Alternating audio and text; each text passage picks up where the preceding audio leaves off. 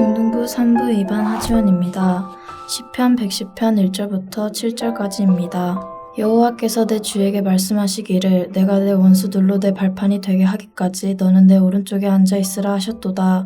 여호와께서 시온에서부터 주의 권능의 귀를 내보내시리니 주는 원수들 중에서 다스리소서. 주의 권능이 날에 주의 백성이 거룩한 옷을 입고 즐거이 헌신하니 새벽 이슬 같은 주의 청년들이 주께 나오는도다. 여호와는 맹세하고 변하지 아니하시리라 이르시기를 너는 멜기세덱의 서열을 따라 영원한 제사장이라 하셨도다. 주의 오른쪽에 계신 주께서 그의 노하시는 날에 왕들을 쳐서 깨뜨리실 것이라. 문나라를 심판하여 시체로 가득하게 하시고 여러 나라의 머리를 쳐서 깨뜨리시며 길가에 씻는 물을 마심으로 그의 머리를 드시리로다. 하늘에 계신 우리 아버지여, 이름이 거룩히 여김을 받으시오며 나라가 임하옵시며 뜻이 하늘에서 이룬 것 같이 땅에서도 이루어지이다. 오늘날 우리에게 일용할 양식을 주옵시고 우리가 우리에게 죄 지은 자를 사하여 준 것 같이 우리 죄를 사하여 주옵시고 우리를 시험에 들게 하지 마옵시고 다만 악에서 구하옵소서. 대개 나라와 권세와 영광이 아버지께 영원히 있사옵나이다. 아멘.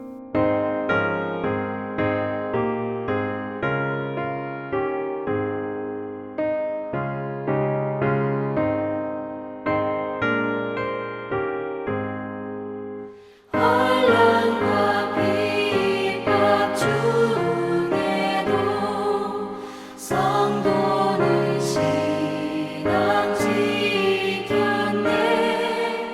이 신앙 생각할 때에 기쁨이 충만하도다. 성도의 신앙 따라서 죽도록 충성하겠네. 옥중에 매인 성도나 양심은 자유하겠네. 우리도 고난 받으며 죽어도 영광 되도다. 성도의 신앙 따라서 죽도록 충성하겠네.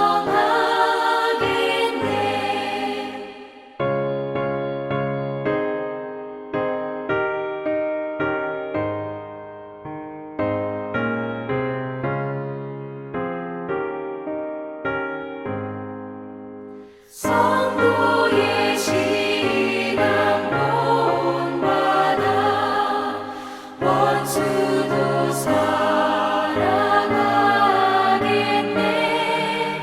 인자한 언어 행실로 이 신앙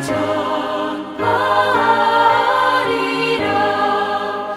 성도의 신앙 따라서 죽도록 충성하겠네. 아멘. 오늘 함께 나눌 하나님 말씀은 고린도전서 15장 14절에서 19절 말씀입니다. 고린도전서 15장 14절에서 19절 말씀입니다. 그리스도께서 만일 다시 살아나지 못하셨으면 우리가 전파하는 것도 헛것이요 또 너희 믿음도 헛것이며 또 우리가 하나님의 거짓 증인으로 발견되리니 우리가 하나님이 그리스도를 다시 살리셨다고 증언하였습니다. 만일 죽은 자가 다시 살아나는 일이 없으면 하나님이 그리스도를 다시 살리지 아니하셨으리라. 만일 죽은 자가 다시 살아나는 일이 없으면 그리스도도 다시 살아나신 일이 없었을 터이요 그리스도께서 다시 살아나신 일이 없으면 너희의 믿음도 헛되고 너희가 여전히 죄 가운데 있을 것이요 또한 그리스도 안에서 잠자는 자도 망하였으리니 만일 그리스도 안에서 우리가 바라는 것이 다만 이 세상의 삶뿐이면 모든 사람 가운데 우리가 더욱 불쌍한 자리이다. 아멘. 오늘도 부활의 소망이 다시금 저와 여러분들을 충성스럽게 하고 온전히 살아가게 하는 은혜가 가득하길 소망합니다. 흔히 사실이 있는데 이 사실이 나에게 적용이 되고 나에게 현실화되는 것은 또 다른 문제인 것 같습니다. 예레미야 33장 3절에 보면 하나님께서 약속을 하시죠. 너는 내게 부르짖으라 내가 내게 응답하겠고 내가 알지 못하는 크고 은밀한 일을 내게 보이리라 라고 약속을 하셨습니다. 부르짖으면 하나님이 응답하신다. 이것은 공식과 같은 분명한 사실이죠. 틀림없는 사실입니다. 그런데 이 사실이 나에게 적용이 되는 것, 또 나에게 현실화되는 것은 또 다른 문제이죠. 이 비밀스럽고 신비스러운 이 약속된 이 사실이 그 사실이 주어졌음에도 불구하고 부르짖지 않으면, 물론 하나님께서는 우리가 구한다고 해서 다 들어주시고 구하지 않는다고 해서 내팽개치시는 그 분이 아니겠지만은 어쨌든 이 예레미야 성경 말씀으로 볼 때 부르짖지 않으면 하나님이 응답하시는 이 사실이 적용이 되지 않을 수도 있습니다. 현실화되지 않을 수도 있는 거죠. 바울은 계속해서 이 부활에 대해서 말을 합니다. 사실 이 부활도 마찬가지죠. 여러분 사실 이렇게 느끼시는 거겠지만은 이 부활이라는 것이 사람이 인정하면 사실이 되고 인정하지 않으면 가짜가 되는 이런 게 아니죠. 사람이 인정하든 인정하지 않든 당연한 사실입니다. 누가 틀렸다고 해서 일어나지 않는 것도 아니고요. 여러분 해가 동쪽에서 뜨고 서쪽으로 지는 이 사실은 누가 부인한다고 해서 일어나지 않는 것이 아닙니다. 서쪽으로 이렇게 질 그 해가 누가 동의하지 않는다고 해서 갑자기 북쪽으로 지는 그런 내용이 아니죠. 부활도 사람의 동의 여부와 상관없이 틀림없는 사실입니다. 그런데 바울이 이런 사실인 이 부활을 가지고 15장에 긴 분량으로 계속해서 설명하고 있고 증명하고 있는 이 태도를 여러분 우리가 어떻게 받아들여야 될까요? 바울이 왜 그렇게 애를 쓰냐면은, 왜냐하면은 서두에도 말한 것처럼 이 부활에 대한 사실과 이 부활의 사실이 적용되는 내용은 다른 문제일 수 있다는 것이기 때문입니다. 어제 본문에서 바울은 이 사실적인 보도로 부활을 계속해서 말을 합니다. 그런 사실적인 알리는 것에 치중을 했습니다. 마치 신문기사와 같이 역사적 사실을 알리는 것에 치중을 했다면은 오늘 본문은 굉장히 논리적이고 체계적으로 부활을 설명을 합니다.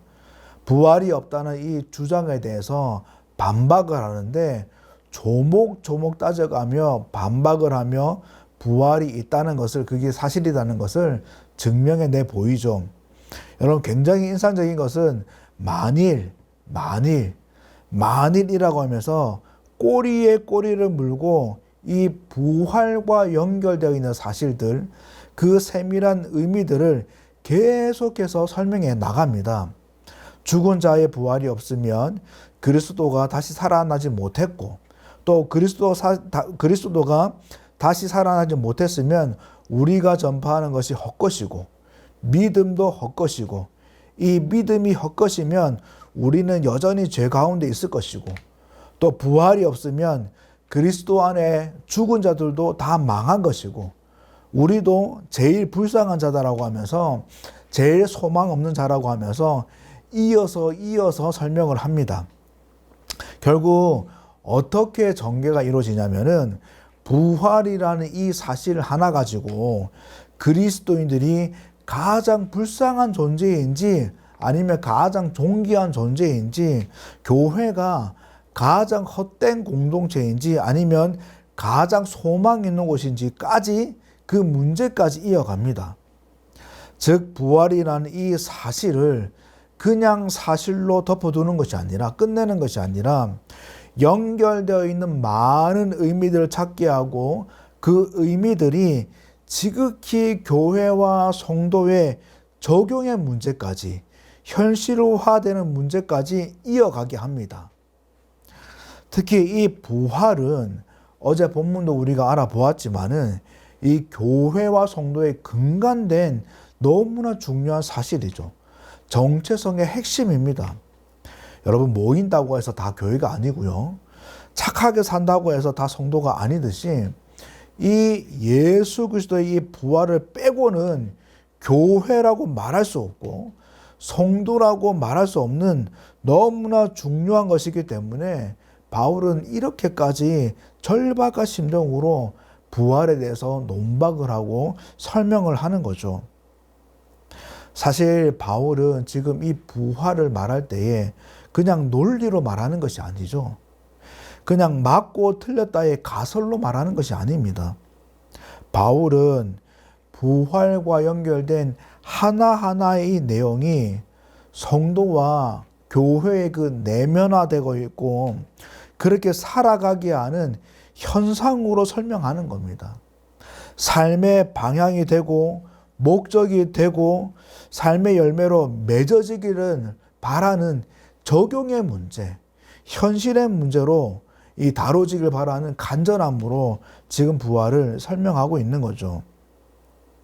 부활이 사실이기 때문에 예수 그리스도가 다시 살아난 이 내용이 정말 지극하게 성도에게 위로가 되고 교회의 소망이 되고 그 예수 그리스도가 다시 살아난 이 찬란한 내용 때문에 교회와 성도가 품는 이 믿음이 능력으로 발휘되고 삶의 고단함과 역경은 여전하지만은 그 고단함을 이겨내게 하는 힘이 되고 그렇게 믿음이 작동되게 하는 그것을 바라보고 있는 겁니다.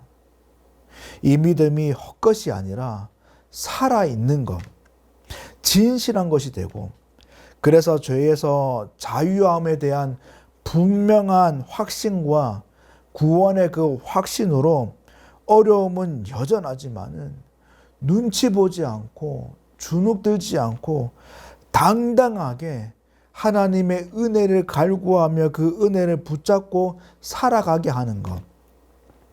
죄의 통치와 이 구속에서 벗어나서 하나님의 이 통치와 성령의 다스림과 말씀의 구속 가운데에 참 자유를 누리고 당차게 살아가게 하는 것, 그 모습을 지금 바울이 바라보고 있는 겁니다.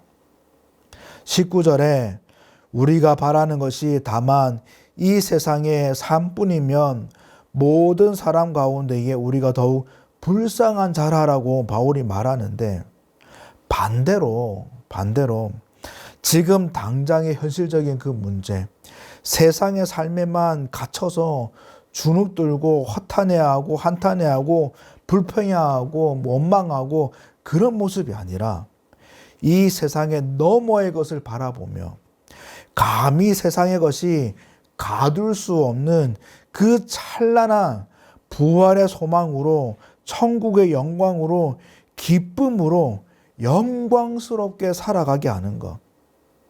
모든 사람 가운데에 제일 불쌍하고 제일 소망 없는 그런 인생이 아니라 부활 때문에 예수 그리스도의 부활 때문에 누구보다 찬란하고 누구보다 존귀하고 누구보다 산 소망으로 영광스럽게 살아가는 그 인생을 바울은 지금 바라보고 있는 겁니다. 여러분, 지금 바울이 부활이 헛되다고 하는 것은 부활이 일어나지 않아서가 아니고 부활이 가짜여서가 아니고 부활이라는 분명한 사실이 있음에도 불구하고 그 부활이 누려지지 않기 때문에 적용되지 않기 때문에 현실화되지 않기 때문에 헛되다라고 하는 거예요. 믿음이 헛되다고 하는 것은 믿음의 내용이 없어서가 아니라 그 믿음의 내용이 가짜여서가 아니라 믿음의 내용이 분명히 있긴 한데 그 내용이 너무나 귀하지만 그 내용이 적용되지 않기 때문에, 누려지지 않기 때문에 헛되다고 하는 거예요. 여전히 죄 가운데 있다는 것은 구원을 못 받아서, 죄 용서함을 못 받아서가 아니라 분명히 구원을 받았고 죄의 구속으로부터 벗어났고 자유함이 있음에도 불구하고 그 사실이 적용이 안 되어서 그 자유함이 여전히 그 자유함이 누려지지 않아서 그 자유함이 있음에도 불구하고 여전히 죄의 습성에 따라 죄의 울타리 안에서 살고 있는 이 모습이 헛되다고 하는 겁니다. 사실이 있는데 그 사실이 그냥 사실로만 끝나버리고 아무런 영향을 끼치지 않는 이 모습이 헛되다고 하는 겁니다. 여러분, 사실 연세가 많으신 어르신들, 아직 한참 어린 이 어린아이들이 지금 바울이 이 장구하게 설명하는 이 논리를 얼마나 소화하고 얼마나 이해하고 얼마나 납득할까요? 그런데 주 예수를 믿으라, 그리하면 구원을 받으리라, 이 간단한 진리, 하나님이 세상을 이처럼 사랑하사 독생자를 주셨으니 이는 저를 믿는 자마다 멸망하지 않고 영생을 얻게 하려 하심이라는 이 너무나 명료한 구원의 그 진리의 메시지를 앞에 아멘으로 받고 이미 구원을 확신하고 예수님의 이 부활을 확신하는, 지금 바울의 이 논박을 다 이해 못하고 다 알아듣지 못해도 예수님이 나의 죄 때문에 돌아가셨고 십자가 지셨고 그 예수님만이 나의 구원자 되시고 그 예수님을 믿어서 구원의 확신이 있고 나도 예수님처럼 부활해서 천국에 간다는 이 확신이 있는, 그렇게 믿는 대로 살아가고 있는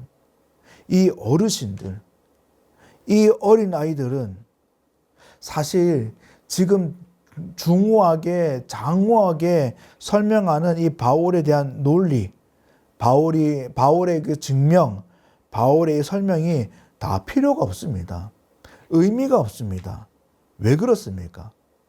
그런 거 다 몰라도 이미 그렇게 살아가고 있고 그렇게 누려지고 있고 그런 소망이 그들에게 살아있기 때문인 거예요. 결국 바울이 오늘 본문에서 이렇게 긴 분량으로 논리를 펼치는 것은 결국 한 가지를 묻는 겁니다. 부활이, 예수 그리스도의 그 부활이 당신의 삶에 영향을 주고 있습니까?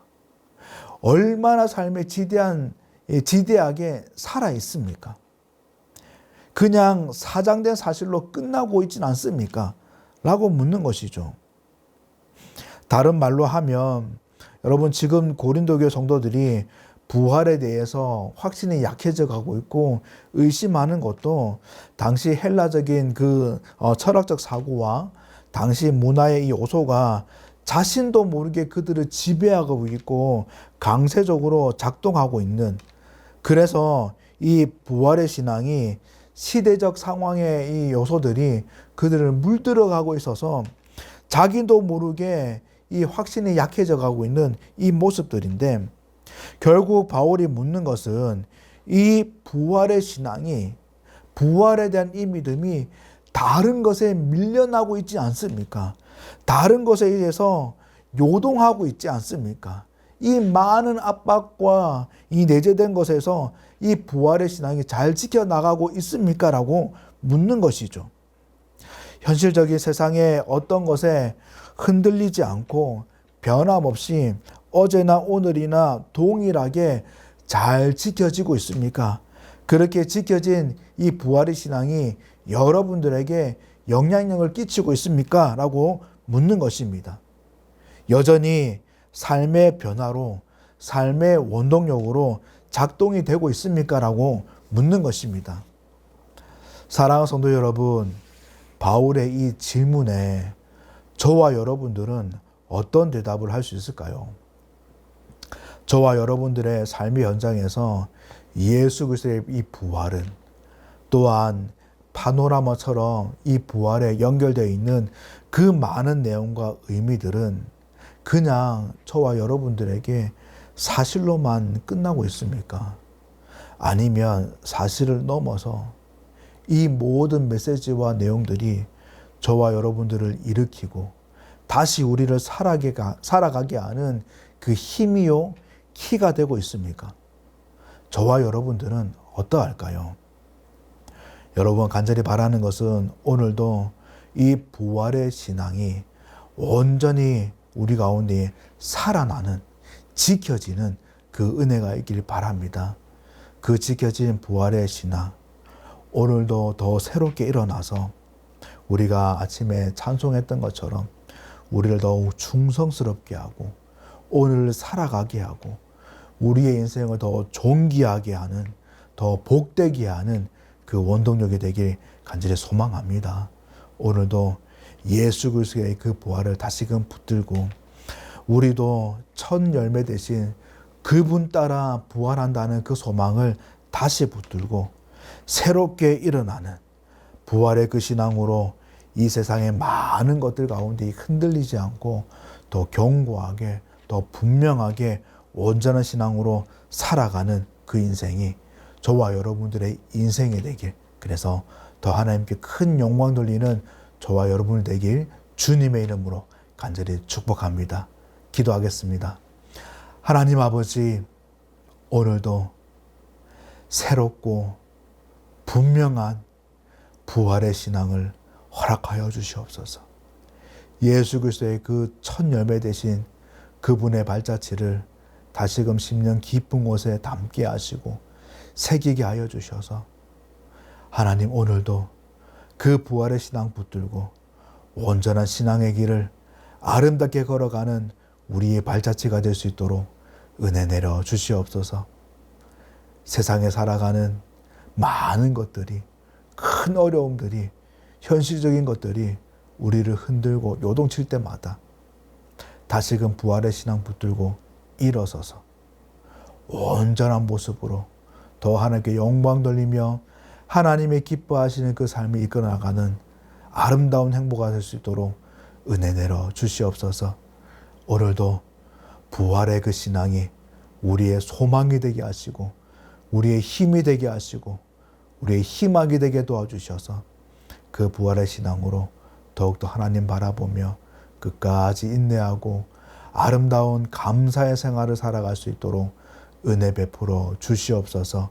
오늘 하루의 삶도 하나님께 의탁드립니다.